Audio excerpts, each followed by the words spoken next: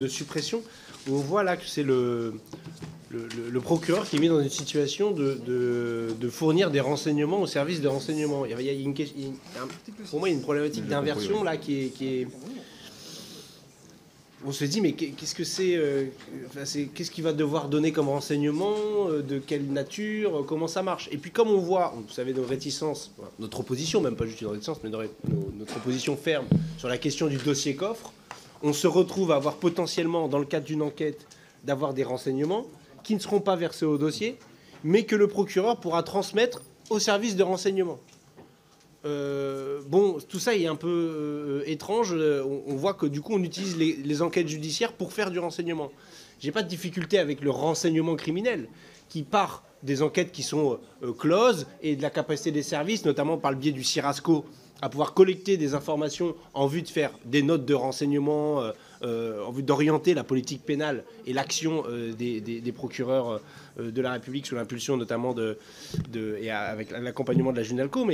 Mais là, ça met la justice, les magistrats, dans une position de quelque part, une sorte de soumission au service de renseignement qui nous dérange sur le plan des principes.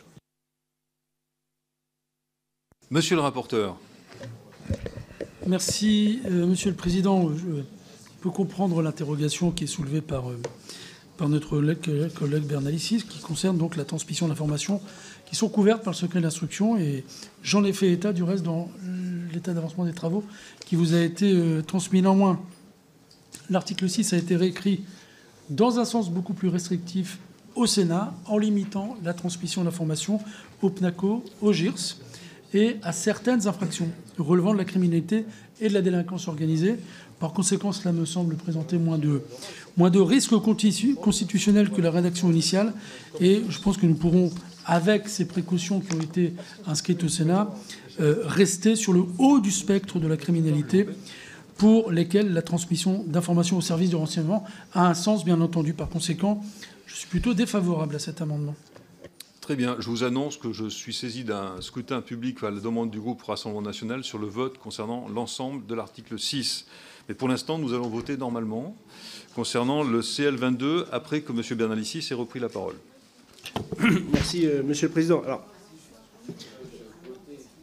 finalement, notre intuition était la bonne. Il y a quand même une problématique du secret de l'enquête, secret de l'instruction, et de qu'est-ce que vient faire le procureur de la République là-dedans, transmettre quelle information, dans quel but, pour faire quoi. J'ai l'impression qu'on part d'un principe général de c'est bien de prendre des informations et de les distribuer au plus de monde possible en interne. Je crois que c'est un problème, quoi. Alors du coup, ça a été restreint. Je vois que ça a été restreint. N'empêche que le problème de fond, il reste central. Qu'il y ait du renseignement criminel qui soit fait pour des enquêtes qui sont closes, je veux bien. Mais à ce moment-là, il faut nous expliquer quelles sont les informations que donneront le PNACO et les GIRS, à quel service de renseignement, dans quel but précis. Voilà. Je ne comprends pas quelles sont les intentions réelles de cet article 6. Et sinon, quand je comprends les choses, je pense que c'est un problème au niveau des principes. Madame Borde. Oui, merci, Monsieur le Président. Il me semble que la lutte contre le narcotrafic pêche par le fait qu'il y a un manque de partage d'informations. Et il me semble aussi que s'il y avait eu partage d'informations, le drame d'Incarville n'aurait pas eu lieu. Alors, il faut partager les informations, il faut savoir ce qu'on veut, il faut savoir la société que l'on veut, et il faut savoir qui on veut protéger, les intérêts de qui on veut protéger. Donc, le groupe Rassemblement national votera contre ces amendements de suppression. Monsieur le rapporteur. Oui, juste une petite précision après avoir vérifié pour M. Bernalicis. Il n'y a pas d'obligation.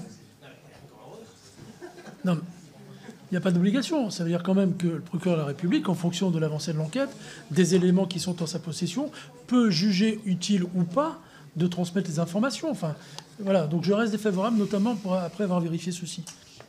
Alors, je mets aux voix cet amendement de suppression CL22 présenté par M. Bernalicis avec avis défavorable de Monsieur le rapporteur.